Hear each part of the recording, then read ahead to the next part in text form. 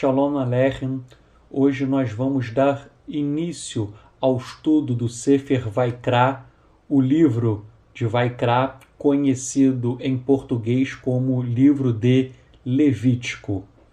E a Parashá desta semana, ela leva o nome do próprio livro, que é Vaikra, e nós estudaremos hoje do capítulo 1, verso 1, ao capítulo 5, verso 26. Eu gostaria de observar desde já que esta é a numeração judaica dos capítulos e dos versos, porque nas Bíblias cristãs, nessa parte, a numeração ela é diferente. Então eu estarei seguindo a numeração de acordo com a Bíblia hebraica. E o nome dessa parashá é Vaikra, que significa "e ele chamou". E este nome é extraído do primeiro pasuk, do primeiro verso de Vaikra, Levítico, capítulo 1, verso 1, cujo texto assim diz: Vaikra el Moshe vaidaber Yahweh elav me ohel moed lemor. Traduzindo, e ele chamou a Moshe e disse-lhe o Eterno na tenda do encontro, na tenda da reunião, dizendo. Então, nesse primeiro verso do capítulo 1 está "e ele chamou", e isto significa Vaikra.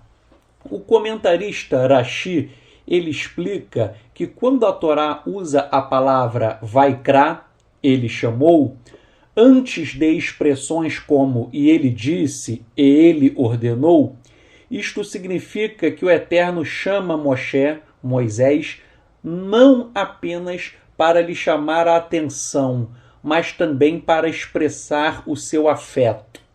Então, se você ler o primeiro verso, está escrito que o Eterno chama Moisés, Moshe, e depois de chamar, o Eterno diz, o Eterno vai dar uma série de instruções. Rashi disse que esse chamado do Eterno é uma expressão de afeto. Então, nós depreendemos que o Eterno chama Moisés, como um pai chama o seu próprio filho. E somente depois o Eterno começa a dar uma série de ordens e instruções. As ordens de Elohim são sempre para o bem do homem, como um pai que educa e que instrui os seus filhos. Na obra denominada Tosafot, que é um comentário rabínico dos séculos 12 e 13, afirma-se que o livro de Vaikra, ou seja, Levítico, é o livro mais difícil de toda a Torá, pois está repleto de leis e mais leis, inclusive diversos preceitos sobre o sistema sacrificial. Então, de acordo com essa obra, de todos os 5 livros da Torá, Vaikra, Levítico é o livro mais difícil porque ele contém muitas e muitas leis. É um livro muito normativo e ele também estabelece um procedimento complexo acerca dos sacrifícios apresentados ao Eterno. Agora, vejam só, há uma coisa aparentemente contraditória. Por quê? Porque o livro de Vaikra, Levítico, é o livro mais difícil da Torá, porém o Midrash ensina que as crianças israelitas começam o estudo da Torá com o livro de Vaikra. As criancinhas começam estudando Levítico, Vaikra, que é o livro mais difícil. E aí vem a dúvida, por que pequenas crianças vão começar com o livro mais difícil, que é Vaikra, Levítico? Por que isso? Bem, explicam os rabinos que a razão disto é que os sacrifícios tinham por objetivo tornar o homem puro em relação ao Eterno, tal como as crianças são puras. O amor incondicional do Eterno se expressa tanto nas crianças, que são puras, quanto nos sacrifícios apresentados pelos pecadores. E por tal razão, as crianças, fazendo um paralelo, as crianças elas são puras e da mesma forma os sacrifícios somente seriam válidos se fossem apresentados por meio da pureza do pecador verdadeiramente arrependido. Então a ideia é, Vaikra Levítico, ele é ensinado primeiro para as crianças para que elas aprendam a ter temor pelo Eterno e também para que elas percebam que todos nós devemos levar uma vida de pureza, pois o Eterno ele exige uma pureza por meio de nossas vidas. E nós nos tornamos puros quando nós abandonamos o nosso pecado, quando nós fazemos techuvá, quando nós estamos realmente arrependidos das nossas transgressões.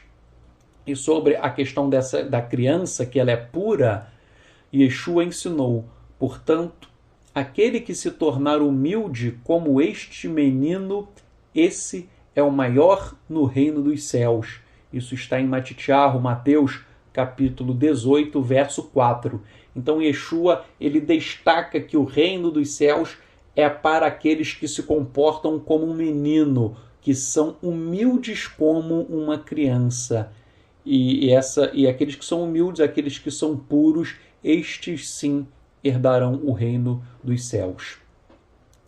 Os cristãos geralmente enxergam o livro de Vaikra, Levítico, como, entre aspas, um monte de sacrifícios, leis, regras e regras.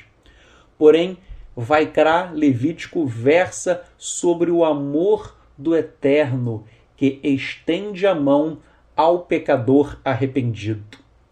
Yeshua falou do amor com base em Levítico. O texto de Vaikra, Levítico 19, 18 diz: Ve'ahavta lereacha kamorra, amarás o próximo como a ti mesmo. Esse mandamento de amar o próximo como a ti mesmo, isso está em Levítico. E é interessante que os cristãos acham que foi Yeshua quem inventou o amor ao próximo. Não! O amor ao próximo, ele está na própria Torá. Yeshua não inventou o amor ao próximo. Este amor tem previsão em Vaikra, em Levítico 19 e 18. Por quê? O Eterno ele não muda. E é por isso que sempre, antes e depois de Yeshua, o caráter do Eterno permanece o mesmo. Não existe essa história cristã de que o Eterno somente ficou bonzinho com a vinda de Yeshua. Não. O Eterno é o mesmo ontem, hoje e eternamente. O Eterno foi, é e sempre será bondoso. Eu já falei para muitos cristãos que o mandamento do amor está na Torá. E é interessante que eles não acreditam, pois eles acham que Yeshua que inventou o amor. E daí eu chego para os evangélicos. Às vezes eu encontro o evangélico e eu falo, abre aí a tua Bíblia em Levítico 19, 18. E os evangélicos eles ficam espantados, porque eles não sabem que o mandamento do amor ao próximo está na Torá. Então eu acho que os evangélicos, estou falando com todo amor, com todo carinho, né? Eu acho que eles deveriam estudar mais o livro de Levítico, que é um livro muito importante, pois ele traz essa mensagem de amor. Além dessa mensagem de amor, eu vou falar sobre as outras principais mensagens de todo o livro de Vaikra. Ora, a primeira mensagem, além do amor, é a seguinte, que Yahweh, o Eterno, ele é Kadosh, ele é santo. O Eterno é santo e por isto nós também temos que ser Kedushim, nós temos que ser santos. Em Levítico 20, verso 26, está escrito Vihiten li Kedoshim ki Kadosh ani Yahweh. Tradução: sejam santos, porque eu, Yahweh, eu, o Eterno, eu sou santo. Então o Eterno diz, eu sou Kadosh, eu sou santo, sejam santos, sejam Kedushim. A palavra Kadosh, santo, ela aparece mais de 70 vezes no livro de Vaikra. E isto é para nos ensinar a mesma coisa que ensinou o livro de Ivrim, Hebreus. sem a Kedushá, sem a santidade, ninguém verá a Elohim. Somente herdará o mundo vindouro o Kadosh, o santo, aquele que tem uma vida separada e consagrada para o eterno. Eu conheço pessoas que dizem que seguem a Bíblia, mas levam uma vida totalmente mundana. Ora, e dizem, eu sou salvo porque o evangélico diz, eu sou salvo porque eu aceitei Jesus. Ora, aceitar Jesus, isso por si só não vai te levar a lugar nenhum. O Eterno exige não apenas que você dê o testemunho de Yeshua, mas que você viva em Kedushá, em santidade, como Yeshua levou uma vida em Kedushá, em santidade. Yeshua foi Kadosh, foi santo. Então, sem a santidade, ninguém verá Elohim. Hebreus 12:14. Sem a santidade, a pessoa está cortada do mundo vindouro. Então, a primeira mensagem de Vaikra é sobre Kedushá, sobre santidade. A segunda mensagem é sobre a mediação do serviço dos sacerdotes. Os Kohanim, os sacerdotes, eles eram mediadores entre os homens e o Eterno. O homem, para acessar o Eterno, tinha um intermediário, que eram os Kohanim, os sacerdotes. E da mesma forma que os sacerdotes eram mediadores entre os homens e Elohim, Yeshua HaMashiach, ele é o mediador entre os homens e o Pai. Então, isso também é um outro conceito que nós extraímos do livro de Vaikra. Os sacerdotes eram mediadores e Yeshua, o nosso Kohen Agadol, Yeshua, que é o nosso sumo sacerdote, ele é o mediador. Ninguém chega ao Pai se não for por intermédio de Yeshua HaMashiach. E a terceira grande mensagem também do livro de Vaikra, de Levítico, é o princípio da substituição no sacrifício. O animal inocente, ele era morto no lugar do pecador. O animal era oferecido como substituição para morrer no lugar do homem pecador. E da mesma maneira, Yeshua, ele morreu em nosso lugar. Yeshua é o nosso corban, é a nossa oferta. Yeshua é o nosso substituto, é aquele quem morreu em nosso lugar. Sobre o sistema sacrificial do livro de Vaikra, nós não podemos confundir os sacrifícios da Torá com os sacrifícios pagãos da antiguidade. Os sacrifícios pagãos e idólatras, e até hoje existe um banda candomblé em que há oferendas, mas nas religiões idólatras, as oferendas, as ofertas, elas são dadas para as divindades com o objetivo de que estas divindades elas realizem os desejos egoísticos dos homens. Então a pessoa na Umbanda, no Candomblé, ela dá uma oferenda em troca de um casamento, em troca de dinheiro, em troca de prosperidade. Ela quer algo, em troca de sexo fácil. Então você dá algo para a divindade pagã em troca de algo que vai satisfazer a tua carne.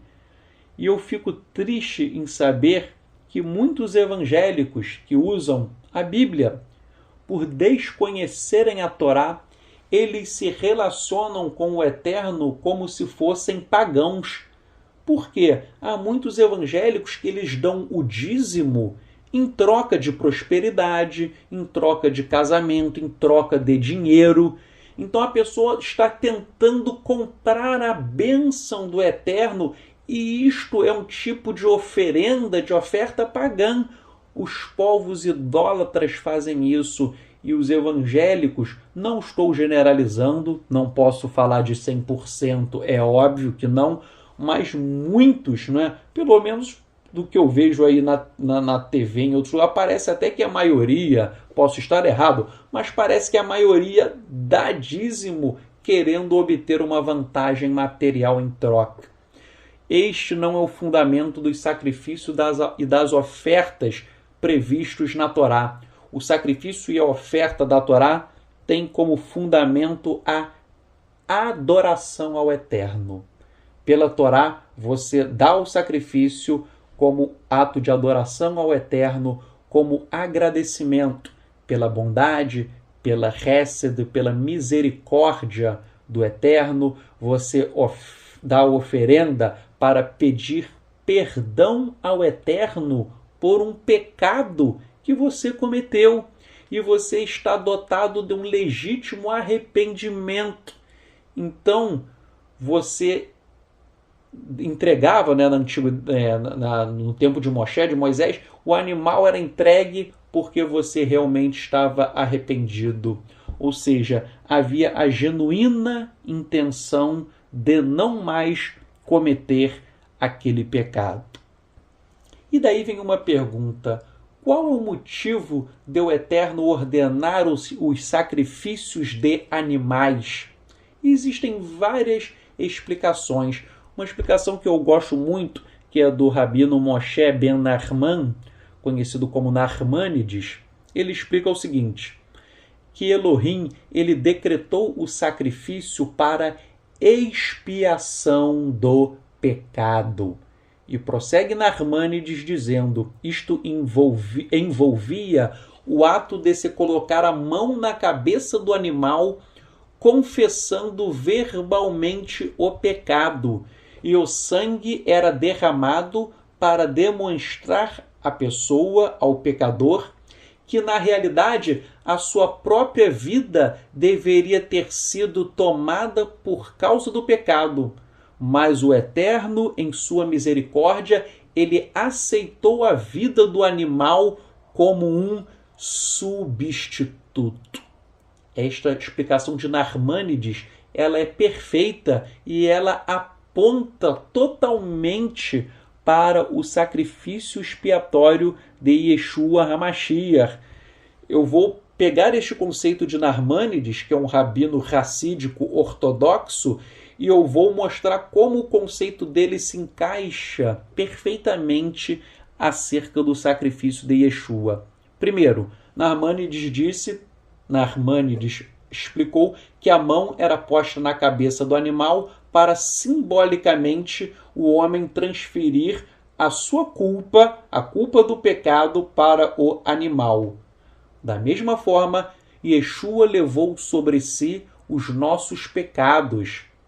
Romanos 6:23 diz: porque a recompensa do pecado é a morte, mas o presente gratuito de Elohim é a vida eterna, através de nosso Maran, do nosso Senhor, Yeshua HaMashiach. Então vejam, Narmânides falou que a mão era colocada na cabeça do animal para transferir a culpa, o pecado para o animal. Da mesma forma, Paulo em Romanos, ele diz que a recompensa do pecado é a morte. Ou seja, se você pecou, você e eu, né, todos nós pecamos, todos nós deveríamos ser punidos com a morte. Porém, o Eterno, gratuitamente, ele nos dá a vida eterna. Como? E Romanos diz: através de Yeshua, porque Yeshua, ele morreu em nosso lugar. Segundo aspecto de Narmânides e aplicando a Yeshua.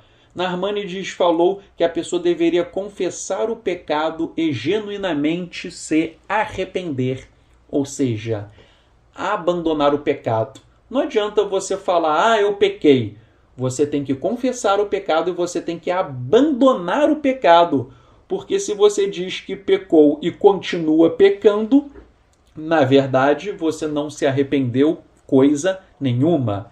Então, o homem precisa abandonar o pecado. E é por isto que Paulo, ele falou algo que muitas pessoas não entendem. Isso está em Huromaiá, Romanos 6,14, quando ele disse: porque o pecado não terá autoridade sobre vocês, pois vocês não jazem sob o legalismo, mas estão debaixo da graça. aqui Shaul ele está dizendo que nós não estamos mais escravizados pelo pecado e nós não estamos mais subordinados ao legalismo. Nós estamos debaixo da Hesed, da graça. O Eterno ele deu uma graça, ele nos deu um poder para que nós deixássemos o pecado. Ele diz, o pecado não terá autoridade sobre vocês. Então, o pecado ele não tem poder sobre a minha vida. Por quê? Porque eu estou debaixo da graça do Eterno. E a graça do Eterno, essa Hesed, ela me dá um poder para vencer as minhas inclinações para o mal, a minha Yetzer Hará, que é a inclinação para o mal, e eu venço esta inclinação e eu abandono o pecado. Terceiro aspecto, Narmânides disse que o sangue do animal era derramado para fazer capará, para fazer expiação. Da mesma forma, escreveu Yohanan, João, mas se andarmos na luz, como ele, Yeshua, está na luz, temos comunhão uns com os outros, e o sangue de Yeshua HaMashiach nos purifica de todo o pecado. Isto está em Yohanan Aleph, 1 João, capítulo 1.7. Então, Yohanan está dizendo, se nós andarmos na luz, ou seja, andar na luz, gente, luz é uma expressão que sempre simboliza a Torá. Se nós andarmos na Torá, se nós andarmos distantes do pecado, então o sangue de Yeshua vai nos purificar do pecado que nós cometemos. Então, o sangue de Yeshua só vai purificar aqueles que abandonaram o pecado, que estão na luz. Aqueles que estão em trevas, que vivem pecando, que vivem contra a Torá, obviamente o sangue de Yeshua não pode purificar, porque não houve arrependimento, não houve o abandono do pecado. Mas se o pecador se arrepende, se ele abandona as suas transgressões à Torá, se ele anda na luz, aí sim o sangue de Yeshua irá purificá-lo de todo o pecado. E Narmânides, por fim, disse que o animal era um sacrifício substitutivo. O inocente animal era punido no lugar do culpado pecador. Da mesma maneira, em Ivrim, Hebreus, todo o capítulo 9 fala que o sangue de Yeshua foi derramado para a nossa remissão, contrapondo-se aos constantes sacrifícios de animais que eram executados por sacerdotes também pecadores. Então, Hebreus quer dizer que os sacrifícios de animais eram constantes, mas o sacrifício de Yeshua é único. Hebreus ainda diz que os sacerdotes, eles eram pecadores, mas o nosso sumo sacerdote, que é Yeshua, ele não teve pecado. E todo esse conceito, né, de morte do animal para remissão de pecados, etc., tudo isso tem base no judaísmo antigo, e o judaísmo antigo, na época de Yeshua, até mesmo antes, pensava que a morte do Mashiach seria para a remissão, para a capará, para a expiação do pecado das pessoas. Por exemplo, o historiador do judaísmo antigo Emil Scherrer, um alemão, ele escreveu o seguinte, ele disse: isto era uma ideia relativa ao Messias, bastante familiar ao judaísmo rabínico, a saber, um homem perfeitamente justo que não apenas cumpre os mandamentos, mas também, através dos sofrimentos, expia pelos pecados. E este sofrimento do justo é para o benefício dos outros. Então, ele explica, Emil Scherrer, que no judaísmo antigo havia o pensamento de que o Mashiach é um homem justo que ele vai cumprir os mandamentos da Torá e ele vai sofrer para expiar o pecado das pessoas. É o sofrimento do Mashiach, do Messias, um homem justo para o benefício das outras pessoas. No mesmo sentido, Isaiah Abraham Horovitz, que viveu entre os séculos 16 e 17, um rabino ortodoxo, ele diz o seguinte, ele fala, porque o Mashiach irá oferecer a sua vida e derramará a sua vida à morte, e o seu sangue expiará pelo povo junto do Eterno. Então, o rabino ortodoxo, ele confirma a ideia de que o Mashiach, o Messias, ele vem para derramar a sua vida à morte, ou seja, para morrer, e o seu sangue ele é derramado para, diz ele, para expiação, para expiar pelo povo. Então nós vemos que a ideia de um Messias sofredor que morre para expiar os pecados de seu povo, essa ideia é totalmente compatível com o judaísmo antigo. Atualmente os rabinos ortodoxos querem criticar Yeshua e eles dizem, essa história de um Messias que morre para salvar os pecadores, isso é uma invenção do cristianismo. Esses rabinos eles estão falando algo errado. A morte do Messias para trazer expiação não é um conceito inventado pelo cristianismo, isso é um conceito nitidamente judaico. Tanto é que eu citei Emil Scherer, eu citei o rabino ortodoxo Isaiah Abraham Horovitz, e, por exemplo, além disso, Yeshayahu, Isaías 53, ele fala do servo sofredor do Eterno. E quem é esse servo sofredor do Eterno? Ora, o Targum de Isaías 53, o Targum explica que este servo é o Mashiach, é o Messias, que derrama o seu sangue para levar sobre si a iniquidade do povo e para que os pecados sejam perdoados por meio dele. Então o Targum de Yeshayahu, Isaías 53, fala claramente que o Mashiach ele leva a iniquidade do povo, ele morre para que os pecados sejam perdoados por meio dele. Por sua vez, o Zohar, que é a obra clássica da Kabbalah judaica, o Zohar fala que o Mashiach convoca sobre si todas as dores, as aflições e os sofrimentos do povo de Israel.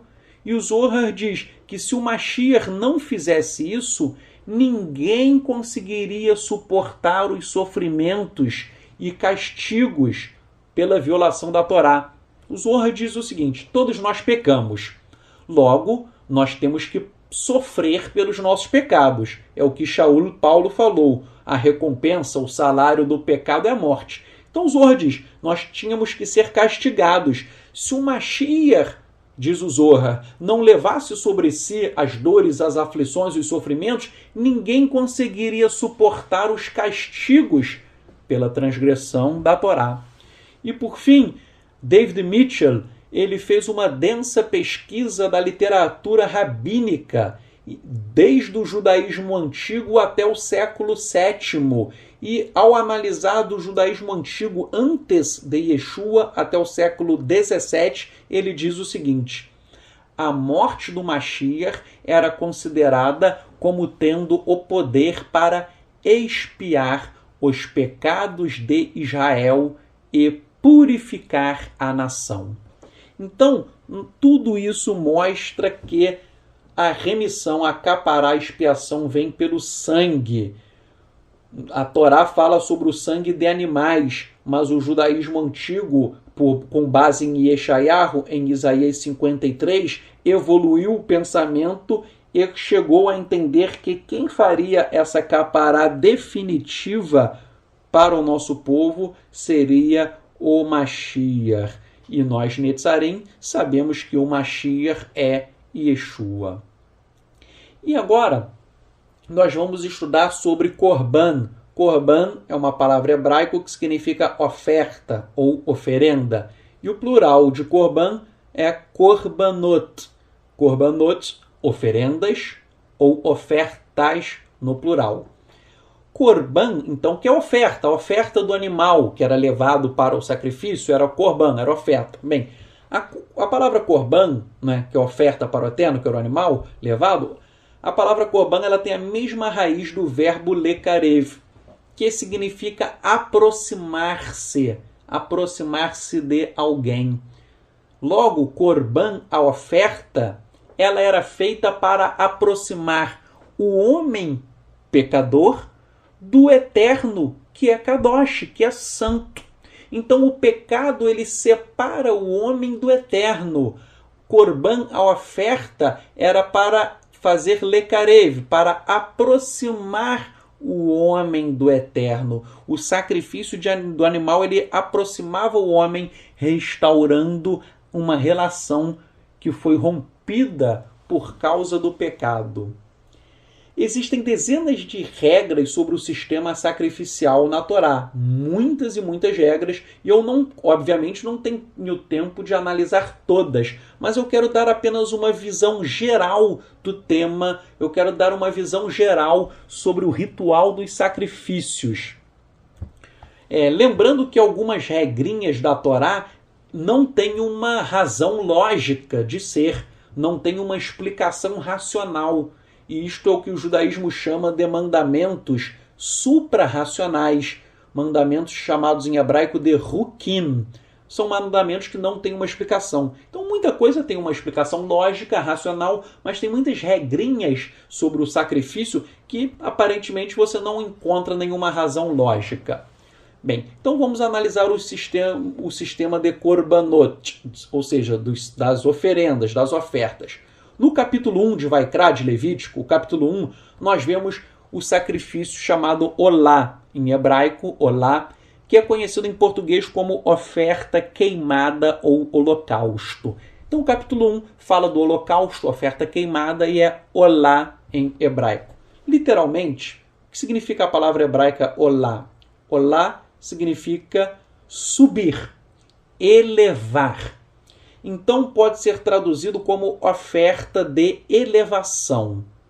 A ideia é a seguinte: o sacrifício subia, olá é subir, o sacrifício subia para Elohim quando expressava fidelidade e sinceridade. Olá representa a submissão do homem ao eterno. E esse sacrifício olá, que em português conhecido como holocausto ou oferta queimada, este tipo era o sacrifício mais comum, era a oferta mais comum, a oferta mais sagrada, e ela expiava pecados genéricos e ela restaurava a comunhão do homem com o eterno. Trata-se, o holocausto, a oferta queimada, ou olá em hebraico, trata-se de uma oferta pelo pecado em geral, demonstrando a dedicação e o zelo da pessoa. Então o capítulo 1 de Vaikra, de Levítico, ele fala sobre esse olá, o holocausto ou oferta queimada, e o capítulo 1 não explica qual é o tipo de pecado que está recebendo expiação. Ele não fala, olha, você fez esse pecado. Então, muitos rabinos têm divergência entre eles, tá? Isso tem uma divergência, mas muitos rabinos falam que isso expiava pecados genéricos, não é? E por isso que não é dito qual é o pecado específico que você obtém a caparar a expiação. Esse sacrifício, o holocausto, oferta queimada ou olá, ele era realizado na parte da manhã e na parte da tarde, todos os dias. E havia a apresentação de diversos tipos de animais para serem sacrificados, dependendo da condição financeira da pessoa. Então o pobrezinho, ele ofertava a pomba ou uma rola, que é mais barato. Mas além da pomba e da rola, que era para os pobres, que é algo mais barato, havia também o sacrifício de cordeiros, de carneiros, de bodes e de bois. E a Torá fala que no olá, no holocausto, colocava-se a mão na cabeça do animal, e eu já expliquei que isto era para transferir simbolicamente a culpa do homem para o animal, pois o animal ele era o substituto do homem. O dono do animal considerava que ele próprio estava sendo sacrificado por meio daquele animal. Vejam, você entregava o animal e você pensava que é como se você mesmo estivesse sendo levado ao abate. E por isso que você colocava a mão na cabeça do animal para confessar as suas transgressões.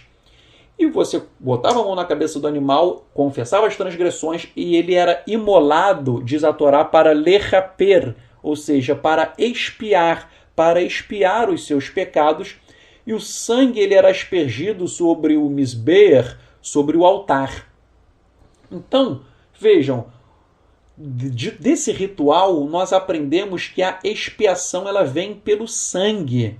O animal era imolado, o sangue era aspergido sobre o altar, e diz a Torá que isto era para lechaper, ou seja, para expiar. Nós aprendemos então que a expiação vem pelo sangue. E isto está repetido em Vaikra Levítico 17:11, que diz: é o sangue que fará a expiação. E isto também está repetido em Ivrim, Hebreus 9:22, ao asseverar que sem derramamento de sangue não há perdão de pecados. Então Hebreus fala que sem derramamento de sangue não há remissão de pecados. E Hebreus está se referindo ao sacrifício de Yeshua. E a Torá fala que essa oferta queimada, o holocausto, ela era um aroma agradável. Isso está em Levítico 11:1. Agora, como que a Torá diz que era um aroma agradável? Porque o animal era queimado, né? Como que isso pode ser um aroma agradável se o cheiro se aquilo ali era um cheiro repugnante? Você pega um animal, mata e você queima, o cheiro é um cheiro muito ruim. É fedorento, é repugnante. E apesar de sair aquele fedor, a Torá diz, Levítico 1:9, que o aroma era agradável. Como que pode o aroma ser agradável se cheirava mal? Ora, o comentarista Rashi, ele diz o seguinte: não é o cheiro que Elohim desfrutava, mas sim o espírito de satisfação proveniente da observância do mandamento. Ou seja, o aroma é um espírito de satisfação. O Eterno ele está satisfeito com a oferenda que lhe foi apresentada com sinceridade. Então, na verdade, o cheiro era ruim, mas o que era agradável era o quê? O Eterno ele estava satisfeito com o ato do pecador realmente arrependido. E o capítulo fala sobre o sacrifício de cordeiros, capítulo 1:10, e fala também sobre cabras, sobre ave, rolas e pombas. E você lendo, né, fala que o cordeiro era Zahar Tamin, ou seja, um macho íntegro, sem defeito. E isto, obviamente, aponta para Yeshua. Yeshua é o cordeiro de Elohim que tira o pecado do mundo. Quem falou isso foi Yohanan Hamatbil, Yohanan o imersor, conhecido como João Batista. Então, Yeshua é o cordeiro de Elohim que tirou o pecado do mundo. E aqui no capítulo 1, verso 10, nós vemos que existia o sacrifício de cordeiros. Aliás, de acordo com Bemidbar, Números, no livro de Números, capítulo 28, versos 9-10, no Shabat eram sacrificados 2 cordeiros de 1 ano e sem defeito. Isso, obviamente, também tipifica o sacrifício de Yeshua, que Yeshua é o nosso corban, Yeshua é a nossa oferta. Ele é o cordeiro de Elohim que morreu por nós para tirar os nossos pecados. Nos dias de Pêssar e de Matzot, ou seja, na Páscoa e em pães ázimos, os cordeiros eram oferecidos como olá, como oferta queimada, conforme Números, livro de Números, capítulo 28, versos 16-19. E aqui nós vemos a expiação, ocorrendo com o sangue de cordeiros, o que afasta a tese dos antimissionários de que os cordeiros não eram animais cujo sangue promoviam a expiação. Estou dizendo isso porque existem ortodoxos que querem criticar Yeshua e eles dizem: vocês dizem que Yeshua é o cordeiro que tira o pecado do mundo, mas o cordeiro não expiava pecados. Isso dizem alguns antimissionários, mas isto está errado, porque nós lemos em Números 28, 16 a 19, que os cordeiros eram oferecidos como oferta queimada. Então o cordeiro tirava pecado, sim. E esta é a razão de Yeshua ser o nosso cordeiro. O rabino Narmanides explica que o sacrifício tinha por finalidade despertar sentimentos de remorso pelo mal praticado e avivar a responsabilidade que cada ser humano deve ter perante Elohim e perante o próximo. Escreveu Narmanides o seguinte: aquele sacrifício que não tem bases éticas, que é despido de sentimentos elevados, é considerado por Elohim como oferta ignóbil e deve ser desprezado. Ou seja, Narmanides ele quer dizer que somente será válido o sacrifício se a pessoa realmente estivesse arrependida. Ou seja, não era só entregar o animal. Eu entreguei o animal, eu consegui expiação. Não. Né? Muita gente acha que era isso, que entregou o animal, você tinha expiação. Não, não, não. Só havia expiação se houvesse o verdadeiro arrependimento. Sem arrependimento não havia a remissão. No capítulo 2, nós temos, no capítulo 2 agora, já de Vaikra Levítico, nós temos uma outra espécie que é a minhá em hebraico, que é uma oferenda, uma oferta de grãos. Ela também era queimada, não é? Era uma oferta de grãos com flor de farinha, com azeite. Ela era queimada no altar e uma parte era queimada e uma outra parte não era queimada, era entregue para Arão, para Aharon e os seus filhos. Então, essa minhá era uma oferta de grãos, de flor de farinha, de azeite, ela era queimada, né? Era uma oferta de alimentos, e uma parte era queimada e a outra era para Aharon e seus filhos. E uma coisa que é interessante é que fala também, no capítulo 2, que eram oferecidos matzot, ou seja, pães ázimos, pães sem fermento, bem como primícias de grãos. E o capítulo 2.11 diz que nenhuma minhá, nenhuma oferta desse tipo, poderia ter fermento, hametz. Então, onde eu quero chegar? A oferta de grãos não podia ter fermento. Por quê? Porque o fermento, na simbologia israelita, o fermento ele simboliza o mal. Tal como o mal ele cresce, o fermento ele também se expande. Por isso que Yeshua ele é o nosso pão sem fermento. Yeshua é a nossa matzá, o nosso pão sem fermento. Yeshua é o nosso pão sem pecado. Por isso que estou dizendo isso não para falar mal, mas só para corrigir alguns erros.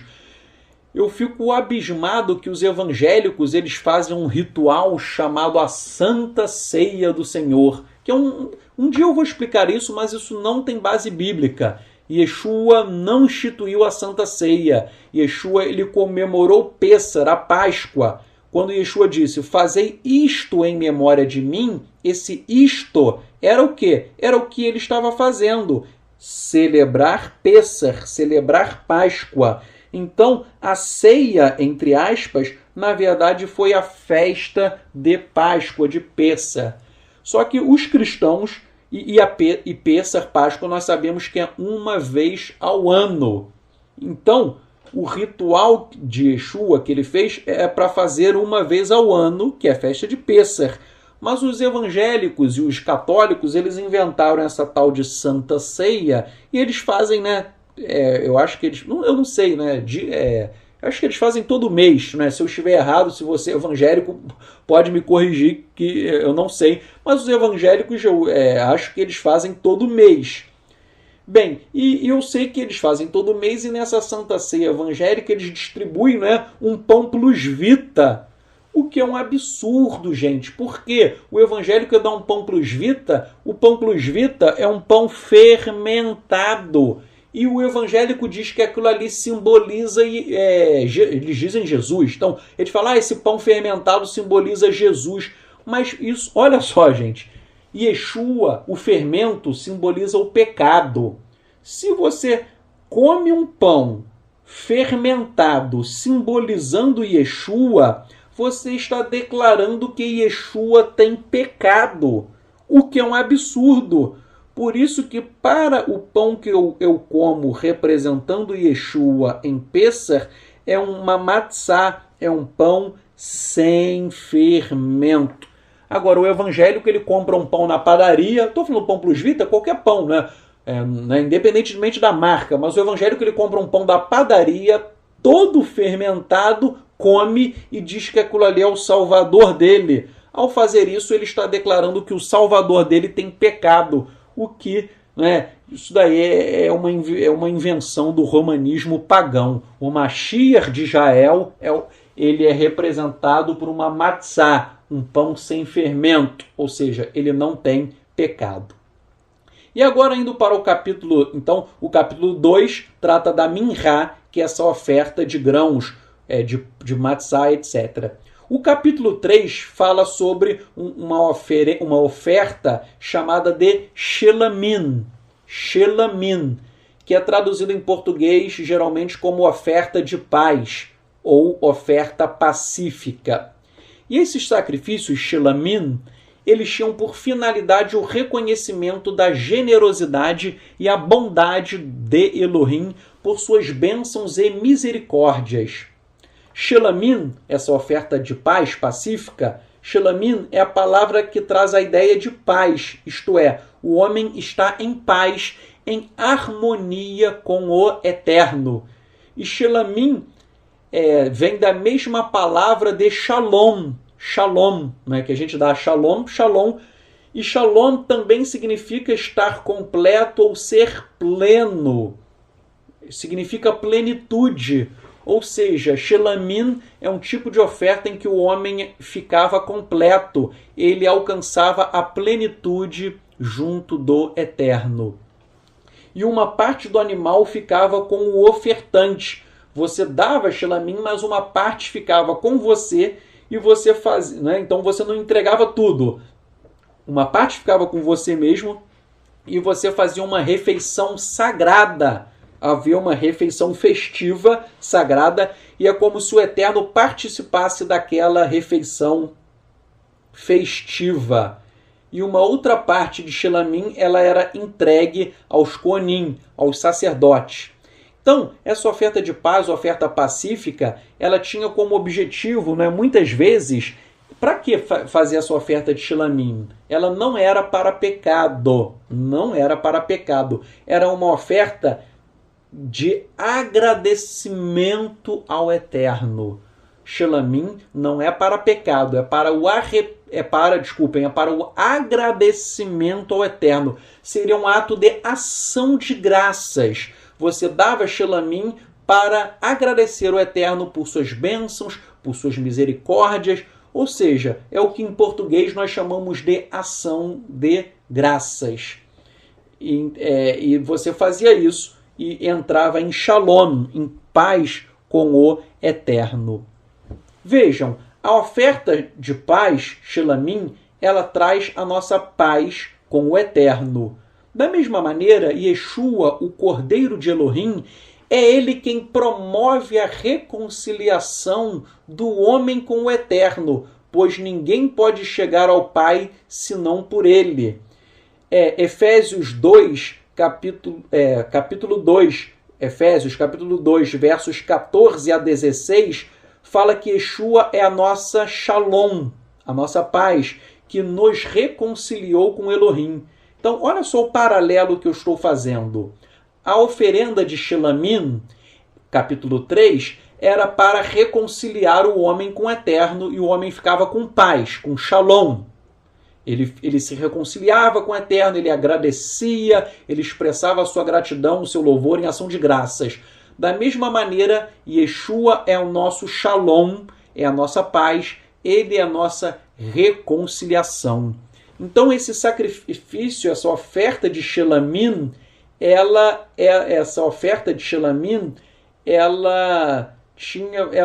tem muito a ver, não é, com o sacrifício também de Yeshua. Tanto é que em Shelamim também você colocava a mão na cabeça do animal, o animal era imolado, o sangue era aspergido sobre o altar, ele era queimado, e a Torá, no capítulo 3, ainda fala que você fazia o sacrifício de cabra e também de cordeiro. E, mais uma vez, sempre quando a Torá fala em sacrifício de cordeiro, você pode se lembrar de Yeshua, que Yeshua é o nosso cordeiro. Sempre quando a Torá fala em cordeiro ou em carneiro, porque carneiro é o cordeiro adulto. Então, o carneiro é um cordeiro também que cresceu. Então, sempre quando a Torá fala em sacrifício de cordeiro, de carneiro, isso está se tipificando, né? Isso possui uma relação com o próprio sacrifício de Yeshua. E o capítulo 4 agora ele fala sobre a oferta de Hatat, que era para pecados não intencionais, não maliciosos. Então, tal oferta era para pecados não intencionais, não maliciosos, chamados de Hatat. E tal oferta destinava-se a expiar e a purgar o pecado, apontando que o homem queria restabelecer o seu relacionamento com Elohim, rompido pelo pecado. Dá uma lida no capítulo 4, que trata desse Hatat. E o pecado afasta o homem do Eterno. Com o sacrifício de Hatat, há a reaproximação do homem com o seu Criador. E daí o capítulo 4, ele narra tanto sacrifícios, não é? Hatat ou Hatot, no plural. Tanto Hatot, no plural, né? O capítulo 4 fala tanto de sacrifícios pelos pecados individuais, quanto em relação aos pecados coletivos. Então, há pecados que são de uma pessoa e há pecados que são de toda a coletividade. E daí a descrição também para a expiação do pecado da coletividade. E o procedimento também era parecido com o que eu já falei acima. Colocava-se a mão na cabeça do animal, o animal era imolado, o seu sangue era derramado no altar, havia a aspersão do sangue 7 vezes, isso a Torá narra, o número 7 significa perfeição. Então, aspergir o sangue 7 vezes significa completar o ciclo, ou seja, o sacrifício também fazer uma expiação completa, perfeita. 7 é perfeição, então é uma expiação completa, uma expiação perfeita. 7 é perfeição. E então em Hatat ainda fala, que o capítulo 4 fala que o animal era queimado e havia expiação e perdão pelo pecado cometido. Aí o capítulo ainda fala, 4, lá no final ele já vai falar do pecado do líder, e o capítulo 4, versos 27 a 35, fala sobre a oferta pelo pecado para pessoas comuns. Pecados não intencionais, ou seja, pecados ou erros involuntários, não intencionais. E daí fala também do sacrifício de cabra ou cordeiro para sacrifício pelo pecado. Mais uma vez aparece a palavra cordeiro, que tipifica a morte de Yeshua.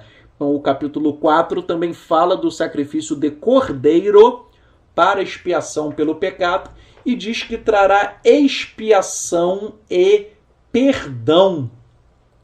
Tudo isso apontando para Yeshua.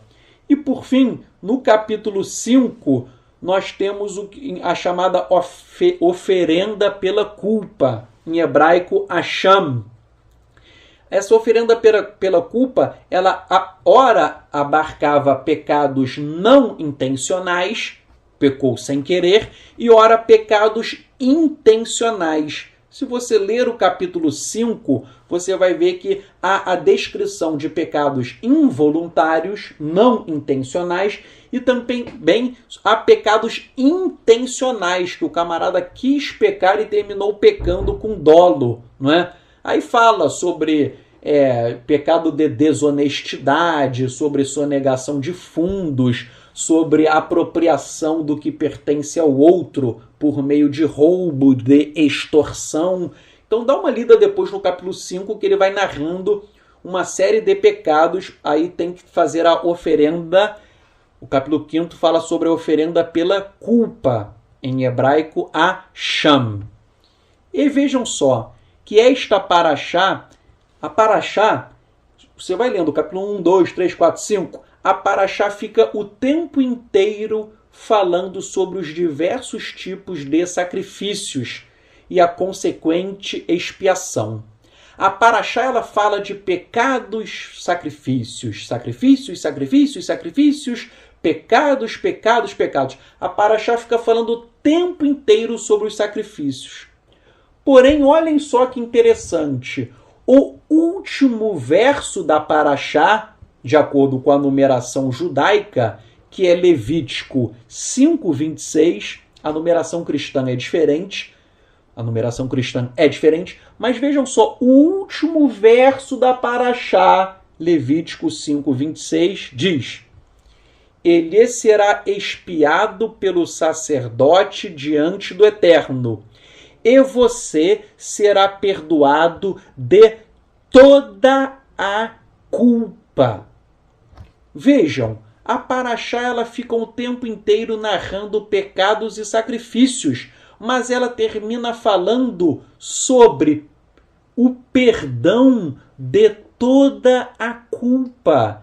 Repito, a paraxá termina falando sobre o perdão de toda a culpa, o que demonstra Hesed, misericórdia, graça do Eterno. Então essa paraxá, ela fala de sacrifício de pecado, mas ela termina falando do perdão que o Eterno libera por meio de sua misericórdia e graça.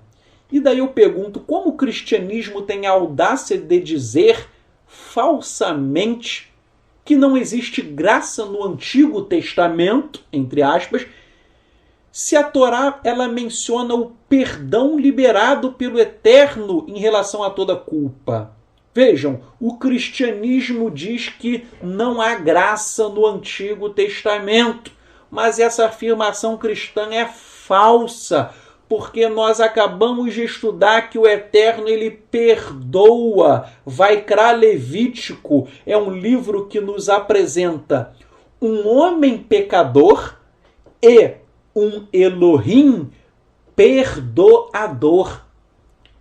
E isto é um sinal de Hesed, de misericórdia, de graça, de bondade.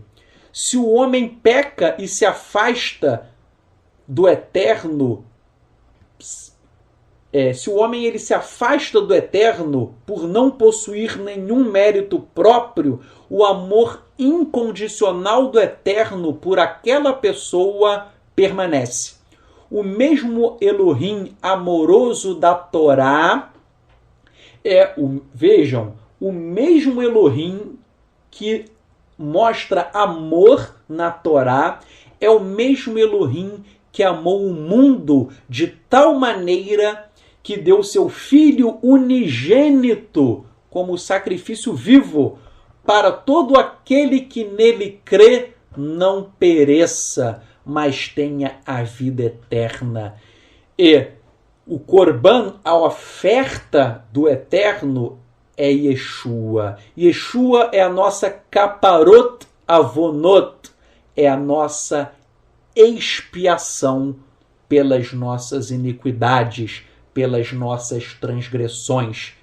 E Yeshua fez isso por quê?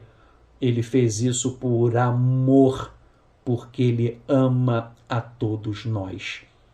Esta é a mensagem da Torá, a mensagem que o Eterno nos ama muito e ele quer que nós venhamos nos arrepender dos nossos pecados e nós nos reconciliamos com o Eterno por meio de um sacrifício de sangue, não um sacrifício de animal, até porque o templo não existe mais, mas por um sacrifício único e definitivo, que é o sacrifício perfeito de Yeshua HaMashiach, um sacrifício de amor.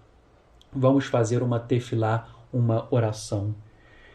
Yahweh, nós oramos a Ti, ó Pai, agradecendo pelo sacrifício de Yeshua, que Ele é a nossa capará, a nossa expiação. Yeshua derramou o seu sangue precioso, Ele sofreu muito para que nós pudéssemos hoje estarmos aqui diante de Tua presença. Eterno, graças a Ti, graças ao Teu amor incondicional, ao Teu amor infinito, nós, Pai, hoje podemos ter uma comunhão com o Senhor, podemos ter dentro de nós, Ruach HaKodesh, o Espírito de santidade do Eterno que nos guia para uma vida kadosh, para uma vida santa. Nós te agradecemos, Pai, por essa paraxá, por esse shiur, por esta aula, por todo o ensinamento que o Senhor tem dado para nós e que nós nunca venhamos nos esquecer que o sacrifício de Yeshua, ele é muito precioso. Só existe vida eterna, Chaye Olam, vida eterna, para aqueles que têm a expiação. E só existe uma expiação hoje, que é a expiação pelo sangue de Yeshua HaMashiach. Muito obrigado, Pai, pela nossa Yeshua, pela nossa salvação por meio de Yeshua. Nós te louvamos, te agradecemos, exaltamos o nome de Yahweh, Bishem Yeshua HaMashiach, em nome de Yeshua HaMashiach. Amém.